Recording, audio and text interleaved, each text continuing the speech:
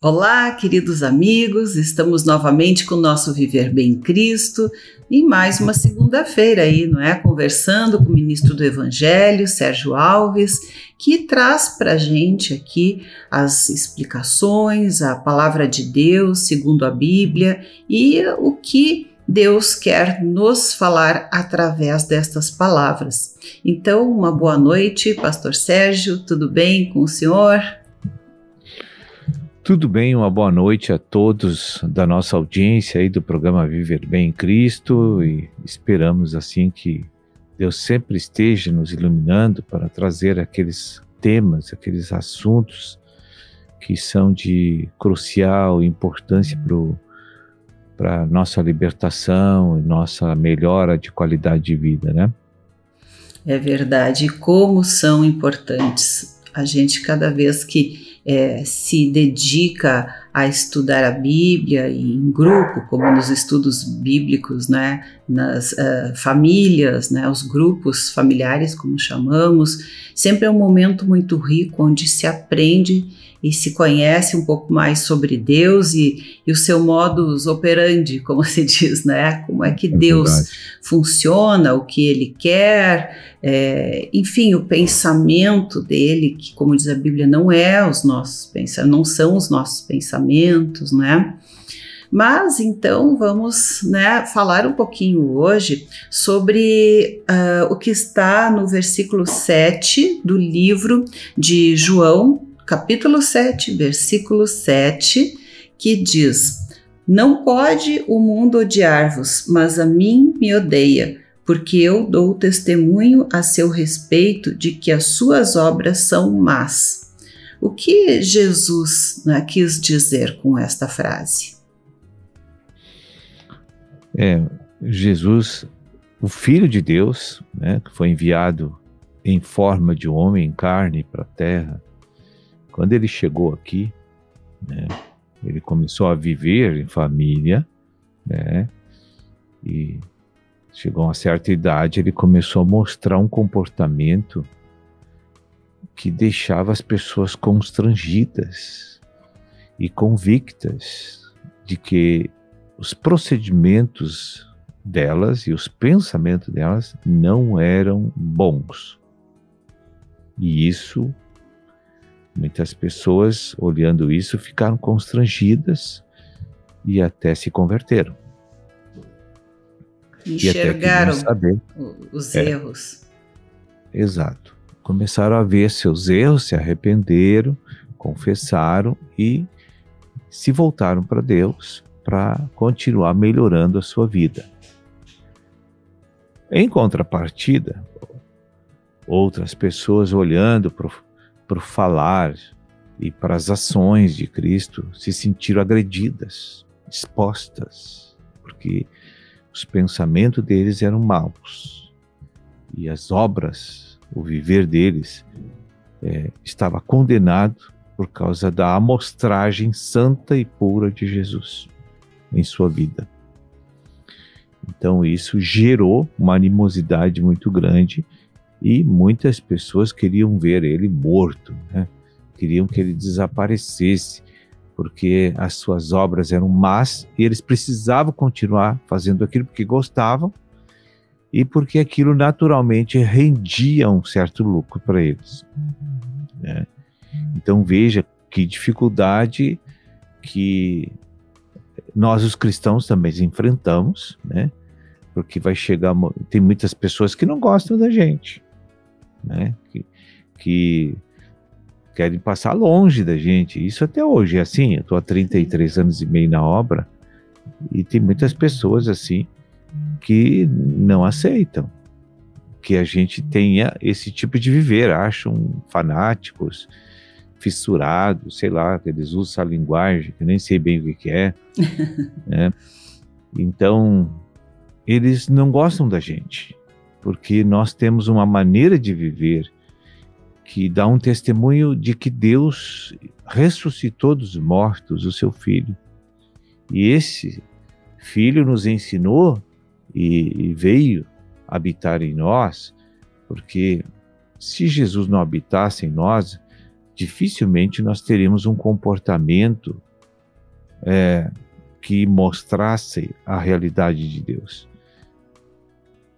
Nós só conseguimos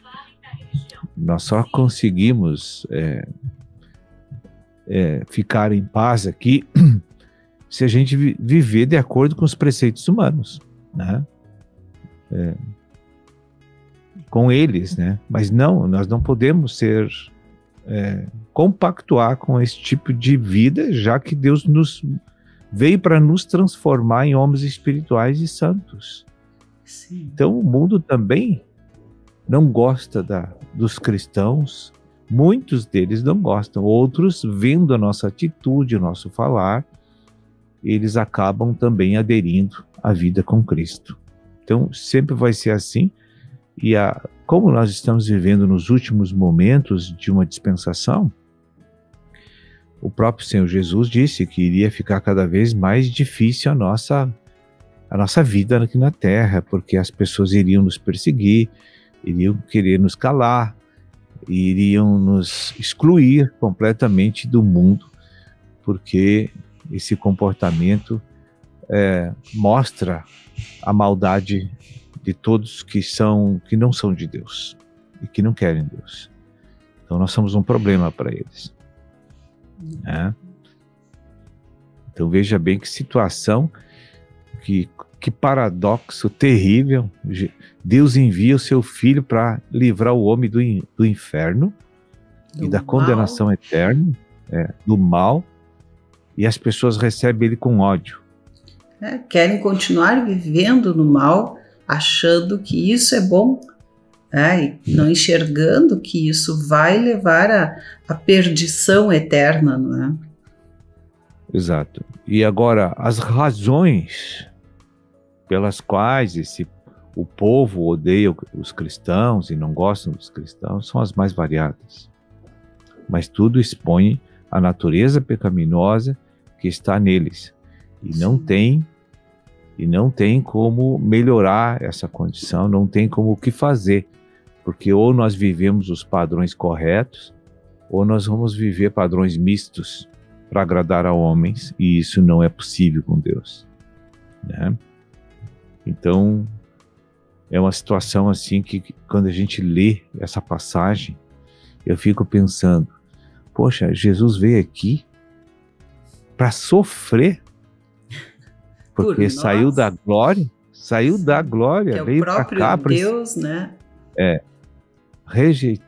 Renunciou à sua posição de filho de Deus glorioso, encarnou um homem limitadíssimo que é Jesus, né?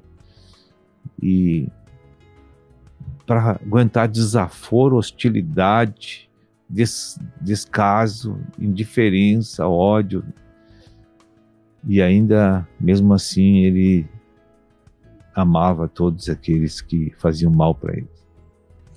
Pois é, pastor, como pode, né, ser tão difícil amar e tão fácil odiar, né? Porque rapidamente as pessoas fazem um julgamento, né?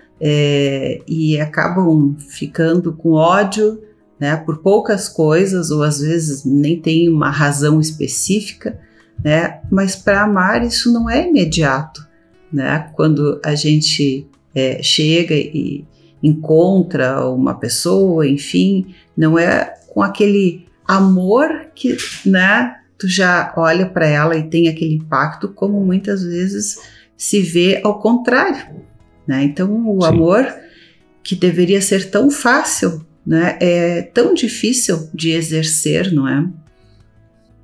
Sim, é difícil de exercer por causa da natureza pecaminosa que habita em nós. No segundo bloco, aí, se dá um tempinho mais, a gente pode falar sobre a questão do amor que foi manifestado por Cristo diante de uma adversidade, de uma rejeição total do povo, né? Quase total, né, do povo. E eu creio assim, eu acho que fica um questionamento também, né, já fazendo uma provocaçãozinha assim, né, para o próximo bloco, né, do que nós queremos para nós e para os outros, que tipo de vida, né, que tipo de resultados, né, nós queremos.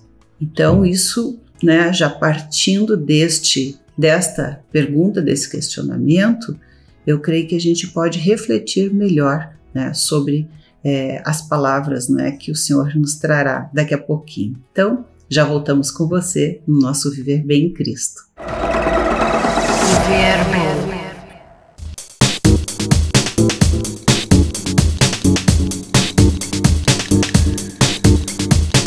Estamos de volta e continuamos a falar sobre amor e ódio, né? O amor de Deus, né? E aquilo que se opõe ao amor de Deus que está dentro de nós. E eu gostaria então que o senhor falasse um pouco mais sobre isso, já convidando, né, as pessoas a pensarem, a refletir sobre estas palavras que virão, sobre o que nós queremos para nós e para os outros, o que nós desejamos, né, para a nossa vida. A Bíblia, ela pode nos esclarecer e fazer com que possamos assim também entender bem o porquê que Deus tem esse amor incondicional por nós. Independente se somos pessoas que o amamos ou odiamos. A gente fica num inteirinho assim de reflexão, porque na vida humana, natural, no relacionamento nosso com as pessoas, não se admite que a gente faça o bem e ame pessoas que nos odeiam, entende? Isso aí até revolta determinadas pessoas e nos criticam quando a gente perdoa coisas ruins que pessoas fizeram contra nós, porque Deus mandou a gente perdoá-los, né, e orar por eles e abençoar os que nos ofendem. Eu, no meio da igreja, mesmo no meio cristão, isso é um comportamento que provoca, assim, uma série de revolta nas pessoas. Mas por que tu perdoa essa pessoa? Mas por que tu não deu troco para ela? Mas por que tu ainda trata bem essa pessoa? Até trouxa, otário, bobo. Mas não é uma questão de racionalidade, é uma questão de seguir um caminho que Deus ensinou. Não é pelo merecimento da pessoa. Não. E veja bem, assim, uma pessoa cristã, quando consegue perdoar, ou qualquer pessoa, de coração, sendo sincero, é porque ela tem a natureza de Deus dentro dela, senão isso é impossível. Quero dizer assim, a pessoa é incapaz de tal proeza de perdoar e amar os ofensores se a natureza de Deus não está em seu coração. E que triste isso, né? Já vi, assim, pessoas de família, né? Que passaram a vida inteira odiando outra pessoa, né? Outro familiar, até que chega o final da vida, né? E aí, passou uma vida inteira odiando uma pessoa. Isso é uma coisa terrível, né? Então, quando Jesus veio, chocou as pessoas. Porque desde o início do seu ministério, que foi com 30 anos, né, até os 33,5, quando ele morreu, foi o ápice da sua aparição pública em seu ministério. Então as pessoas olhavam para ele e não compreendiam como é que ele tinha tanta paz, tanta mansidão, tanta humildade, sendo ele o Filho de Deus. Veja que muitos dos malfeitores, como aquele que estava do lado dele na cruz, se arrependeu no último momento por causa das atitudes de Jesus com aqueles que estavam cravando pregos nele, aqueles que estavam cuspindo no seu rosto, aqueles que arrancaram as suas vestes, né? Aqueles que chicoteavam ele, que abriu o lado dele com a lança, e ele dizia que o Senhor tivesse misericórdia deles e perdoasse eles, porque não eram somente eles naquele momento que estavam fazendo aquelas coisas, porque eles não sabiam o que estavam fazendo. E é verdade. Verdade, as pessoas não têm noção do mal que estão fazendo, principalmente para si próprias, né, quando tem esse tipo de atitude. Então, ser mal e odiar é totalmente natural para quem não tem Deus no coração. É isso que a gente tem que entender. Como é que você vai dar algo que tem aqui dentro que tu não tenha? Verdade. Entende? Então Jesus, diante de qualquer tipo de tratamento que ele recebia, ele só tinha uma coisa para dar: o perdão, o amor, a paciência, né? A humildade, a mansidão, porque na sua natureza havia uma compulsão dessas coisas. É normal, fluía natural, porque vem de uma natureza. Então, se Jesus quisesse fazer o mal para uma pessoa, ele não conseguiria, porque ele não tem o bem e o mal como nós temos na natureza caída. E ele jamais conseguiria ser maligno com a pessoa, porque dentro dele não tem nada de malignidade, só tem amor. E as pessoas custam entender que o comportamento de uma pessoa depende do comando da natureza que está dentro dele. Hoje, por exemplo, todos nós que somos nascidos da água e do Espírito, nós temos duas naturezas dentro de nós, que uma vai crescer, a outra vai desvanecer e terminar. Que é a natureza divina, que já entrou no cristão, e a natureza humana, carnal, caída, tende paulatinamente, à medida que essa pessoa busca Deus, obedece Deus, conhece Deus, aquela natureza vai perdendo o seu ponto de governo dentro da nossa alma. E ela vai terminando, ela vai enfraquecendo, e daqui a pouco é que nem aquela lei física que eu sempre falo, dois objetos não podem ocupar o mesmo lugar no espaço, né? Da mesma forma, essa lei, para compreender o que acontece espiritualmente numa alma humana, não pode Satanás e Deus ocupar o mesmo lugar no coração do homem. Um tem que sair para o outro entrar, e vice-versa, né? Porque agora, o que tem dentro da nossa alma é uma expulsão, porque Deus está entrando e está mandando embora a natureza pecaminosa, que ela é energética, ela não é física, a gente tem que entender isso. Ela é espíritos que influenciam nossas faculdades da nossa alma e nos convence a agir pecaminosamente. Sim. Então, é por isso que Deus compreende os nossos pecados, tem paciência com eles e nos perdoa. Porque Ele sabe que a nossa condição é aquela desgraça mesmo. Entende? Pobres, miseráveis. Ele não pode cobrar. Ele não pode cobrar a santidade de uma pessoa que está crescendo em vida recém. Né? E Deus sabe que não é assim. Agora, para fluir o amor de Deus, é só o que pode fluir diante de qualquer coisa que você fizer para Ele. Seja coisa boa ou seja coisa ruim. Vai fluir amor, porque não tem outra coisa para dar. Sim. Mas a gente tem que se espelhar nele, né? Porque Jesus não veio só para ensinar, né, na teoria, mas ele veio praticar o que dizia. E isso demonstra que é possível, porque ele veio em forma de homem, né, viveu entre homens, com as circunstâncias humanas enfrentadas, como nós enfrentamos, né, aqui na Terra.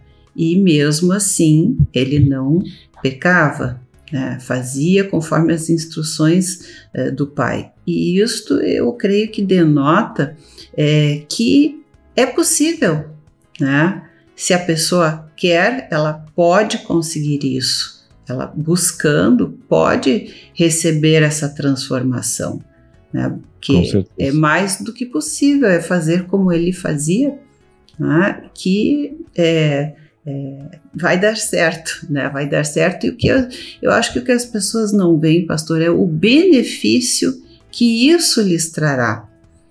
E eu estava lembrando, o senhor falou no primeiro bloco sobre a questão do dinheiro, dos ganhos materiais também que os fariseus, enfim, aquela população lá que queria matar, né, Jesus por interesses financeiros, né, entre outros, eu lembrei que tem uma passagem que diz, né, de que adianta ganhar o mundo inteiro e perder a sua alma, né? Que o mundo inteiro, para nós usufruirmos, são poucos anos, né? Muito poucos anos. Até porque quando chega a época do envelhecimento, já não se consegue mais, né, fazer as coisas que fazíamos com 20, 30 anos. Então, que proveito, né, isso trará? Né? É tão fugaz, tão passageiro, e as pessoas não veem que ali adiante as coisas terminaram. Então é uma loucura pensar que aquilo vai ser para sempre, né? E não é. Agora, a eternidade, sim, né? Como o nome já diz, é para sempre, né? Eterno. E aí a nossa alma, né? Para onde ela vai, né? E depende do que nós fomos aqui para determinar o destino dela. Então, bem, pastor, nosso programa está chegando ao final, que o senhor possa ainda deixar, quem sabe, aí um recadinho para quem nos assiste. Olha, para a gente procurar entender um pouco sobre isso que nós falamos hoje no programa, era interessante dar uma refletir, meditar no capítulo 15 do Evangelho de João. Fica muito interessante. Agradeço aí a participação aí no programa. Deus abençoe toda a audiência e a vocês todos. Verbo.